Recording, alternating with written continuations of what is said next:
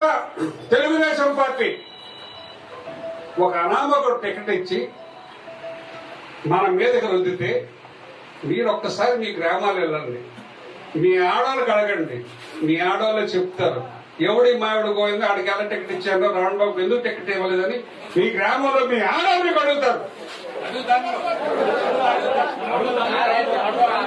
అడుగుతున్నారు. ఎందుకంటే మీ వల్ల మీ గ్రామాల్లో మీ కుటుంబ సభ్యుల్ని నాకు చేరువ చేసినారు.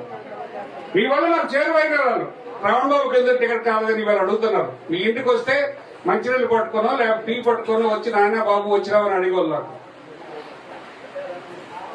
ఈవేళ డబ్బులిచ్చి రాజకీయాలు చేయాలంటే మేము చేయలేము, వాస్తవం. అలాగని ఈ రోజు వరకు ఏ రోజు కూడా మీకు ఒక్కరికి కూడా ₹1 పెట్టమని నేను ఈ రోజు చెప్పలేదు. చెప్పానా? ఏది కావాలంటే నాకు అవకాశం ఉన్న వరకు నేను ఇచ్చి మిగతాది మీరు పెట్టుకొని చేసేవాళ్ళు. అయితే డబ్బులు లేవు అని అన్నారు. వాస్తవమే. నేను మొదట ₹3 పెడతానన్నాను, చాలదన్నారు. ₹5 పెడతానని చెప్పాను.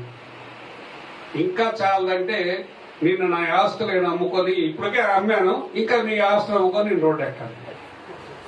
ఇవేంటి కూడా నేను ₹5 ఖర్చు పెట్టడానికి రేపు మీ ఏ నిర్ణయం తీసుకున్నా ₹5 ఖర్చు పెట్టడానికి నేను సిద్ధంగా ఉండాలి. ఈ సందర్భంగా తెలియజేస్తాను.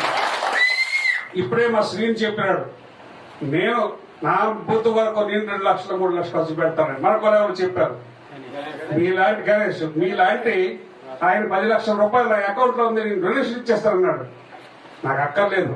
మీ అభిమానము మీ హ్యాపీ అయితే నాకు కావాల్సిందే. నేనేమి డబ్బులకి మీకు ఒకసారి ఎప్పుడు చెప్పాను, నేను మళ్ళీ ఇవాళ చెప్తాను, ఎప్పుడైనా కలవటోలు ఇలాగే ఉండాలి తప్ప ఇలాగ ఏ రోజు నేను అడిగే పరిస్థితి వస్తే ఆ రోజే రాజకీయాలకి నేను ముగింపు చెప్పేస్తాను తప్ప నేను ఇలాగ ఎటువంటి రాజకీయాలు చేయలేదని ఇంతకు ముందే చెప్పాను, ఈవేళ కూడా చెప్తాను. ఒకటి, మీరు నాకు ప్రాణం. మీకు కష్టం వస్తే మీ మీద ఏక వాడాలంటే ముందు నా మీద వాలి, మీ మీద వాడాలి. ఆ విధంగా 10 మంది కానీ నేను కానీ నా కొడుకు కానీ ఉంటున్నాం. రాజకీయాలు చేయొచ్చు, దొంగ రాజకీయాలు ఎన్నైనా చేయొచ్చు. ఈవేళ మీకు తెలుసు మన అభ్యర్థి ఎటువంటి వాడు. రేపు పాతపట్నం నియోజకవర్గంలో ఒకవేళ ఏ పరిస్థితుల్లో రేపు ఇక్కడ అడగగలడు ఒక ఇన్ఛార్జిగా ఉన్నా ఈ పాతపట్నం నియోజకవర్గంలో ఎక్కడ ఏ మూల ఒక్క చెరువు గాని ఒక గజం జాగా ఉన్నా మళ్ళీ కనబడతావా ఎక్కడ ఒక సెంటు జాగా. అటువంటి 420 గారికి తెలుగుదేశం పార్టీ టికెట్ ఇచ్చి ప్రజల్లోకి పంపిస్తే తీసుకొచ్చిన నాయకులకి ఏం సమాధానం చెప్తారు? ఆ నాయకులు రమ్మనండి, రేపు ఏం చెప్తారు? ఇవేళ వరకు నిన్న ఉదయం 10 గంటలకి 10:15కి ఫోన్ వచ్చింది, ఫోన్లో టికెట్ రిలీజ్ చేశారు. ఈ క్షణం వరకు నాకు ఒక్క ఫోన్ కాల్ కూడా మన రాష్ట్ర పార్టీ అధ్యక్షుడు గాని మన పార్లమెంటు సభ్యుడు గాని ఏమైంది అన్న, ఏంటిది, ఏమైందని ఒక్క ఫోన్ కూడా ఈ క్షణం వరకు. ఇప్పుడు 12:09 అయింది, ఈ క్షణం వరకు ఒక్క ఫోన్ కూడా రాలేదు. అయితే ఇదేనా రాజకీయం? ఆలోచించండి. ఇదేనా రాజకీయం? నమ్మించి మోసం చేయడమేనా? ఫోన్ చేయాలి కదా అన్నా. ఈ పరిస్థితుల్లో చంద్రబాబు నాయుడు ఫోన్ చేయలేదు, ఓకే. ఆయన ఎందుకు చేయలేదు? లోకేష్ చేయలేదు, ఓకే. రాష్ట్ర పార్టీ అధ్యక్షుడు జిల్లాలో ఉన్నాడు, ఆయన చెయ్యాలి, ఆయన చేయలేదు, ఓకే. మన ఎంపీ గారు చేయాలి కదా, రేపు ఆయనకు ఓట్లు కావాలి కదా. ఆయన ఫోన్ చేసి అవునా ఏటో అయిందని చెప్పి ఆయన ఫోన్ చేయాలని బాధ్యత ఉందా లేదా? ఎవరు కూడా అంటే ఇవేళ చంద్రబాబు నాయుడు గారి ఉద్దేశం ఎలాగుందో నాకు తెలియదు. అంటే 3 పార్టీలు కలిసి ఎవడికి పెట్టినా ఆడు గెలుస్తాడనే ధీమా మీద ఉన్నట్టుకున్నారు. వీళ్ళకంటే బీజేపీ కలిసింది, జనసేన కలిసింది, తెలుగుదేశం ఉంది, మనకేంటి మనం గెలుస్తామనే తండా మీద ఉన్నట్టుకున్నారు. మీరు అలాగే ఇచ్చినారు. ఇప్పుడు దొరికిన వాళ్ళకి నేను ఒక మాట నాలుగు గోవింద్ ఎవడో ఇక్కడ తెలిసిన అంటే ఒకరికొక చేతులు ఎత్తలేదు. మరి అందులో టికెట్ ఇచ్చినారా లేదా? అది తమ్ముడన్నట్టుగా పాలిచ్చే ఆవులు తెలిసి చేతులు తెచ్చుకున్నట్టుగా ఉంది ఇప్పుడు పరిస్థితి. అయితే ఇటువంటి పరిస్థితుల్లో రేపు మనం సమావేశం పెట్టుకున్నాం. రేపు ఎందుకంటే ఇంతకి 4 గంటలు 5 గంటలు 6 గంటలు జనం అందరూ ఒపీనియన్, ఈ ఒపీనియన్ కాదని నేను అన్నం కాదు. ఇప్పుడు వేదిక మీద ఉన్న పెద్దలు కానీ వేదిక ముందు పెద్దలు కానీ చాలా మంది మాట్లాడి వారి నిర్ణయాలు చెప్పారు. అందరి నిర్ణయాలని నేను గౌరవిస్తున్నాను.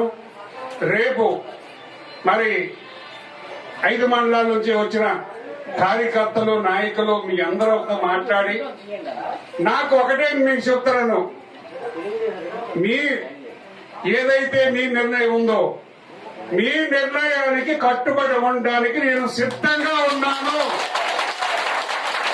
అది ఏదైనా అవ్వచ్చు, ఏది మీరు చెప్తే. ఎందుకంటే నాకు ఎప్పుడైతే పార్టీ టికెట్ నీకు లేదన్నారో అప్పుడే నాకు పార్టీ మీద విశ్వాసం పోయింది, నాయకుల మీద విశ్వాసం పోయింది. నాకు వెన్నుదన్నుగా ఉన్న మీరే నా కుటుంబ సభ్యులు. మీకు కష్టం వస్తే నేను ఎప్పుడో ఉన్నాను, మీకు చేతుల వదలుగా ఉన్నాను, రేపు భవిష్యత్తులో ఉంటాను. నేను ఉంటాను, నా కొడుకు ఉంటాడు. ఎవరికి భయపడవలసిన పని లేదు. ఇందాకే సోదరున్నట్టుగా ప్రతి ఒక్కరు కూడా రోజుకు 1000 రూపాయలు 2000 సంపాదించుకునే స్థాయిలో ఉన్నారు. కానీ ఎవడో ఇస్తే రూపాయి 1000 2000 ఇస్తే తీసుకునే పరిస్థితుల్లో ఎవడు లేడు. ఆ ధైర్యం కూడా నాకుంది. అలాగని నేను ఖర్చు పెట్టనుకోకండి, నేను 5 రూపాయలు ఖర్చు పెట్టడానికి సిద్ధంగా ఉన్నానని కూడా మరొకసారి నేను తెలియజేస్తున్నాను. నాకు మీరు ఇవ్వాల్సింది ఒకే ఒక హామీ, నేను మీ వెంట ఉంటాము, నువ్వే మాకు అని ఒక హామీ ఇస్తే నేను 5 రూపాయలు కాదు మరొక 5 రూపాయలు అప్పు చేశాను, ఖర్చు పెట్టడానికి సిద్ధంగా ఉన్నాను.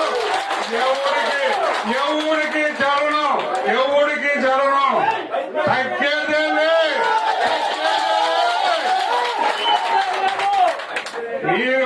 మీరు నాతో ఉండండి, నా రక్తాన్ని మీకు ధారపోస్తాను. మీకెప్పుడు కూడా వదులుకునే పరిస్థితి నాకు జీవితంలో రాకూడదు. మీరే నాకు శ్రీరామ రక్ష. మీ అండ చూసుకునే ఈవేళ ఇంత గర్వంగా, ఈవేళ రేపు మీటింగ్ అయినా ఈవేళ ఇన్ని 100 మంది వచ్చి అన్నా ఏంటి మీ పరిస్థితి, మన పరిస్థితి ఏంటి నాకు అడుగుతున్నారంటే, కొంతమంది కళ్ళ నీళ్లు పెట్టుకుంటున్నారంటే అటువంటి కుటుంబ సభ్యులను సంపాదించినందుకు నేను పూర్తిగా మనస్ఫూర్తిగా గర్వపడుతున్నాను. ఈ అందరూ కూడా శిరస్సు వంచి పాదాభివందనం చేస్తున్నాను. సామాన్యమైన మాట కాదు. ఇవాళ మనం తీసుకునే పోయే నిర్ణయం రేపు శ్రీకాకుళం జిల్లాలో కాదు, ఆంధ్రప్రదేశ్ నియోజకవర్గంలో ఉన్న అన్ని నియోజకవర్గాల్లో, అలాగే మన విశాఖ జోన్ 1 లో ఉన్న 5 జిల్లాల్లో దట్ ఈస్ అదే కాకుండా పాతపట్నం నియోజకవర్గ సత్తా ఏటో మనం చూపించవలసిన సమయం అవసరమైంది.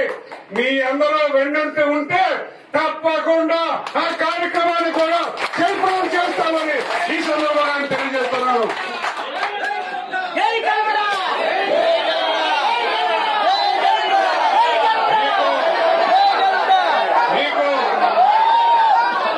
మీకు ఒక్క మాట, రేపు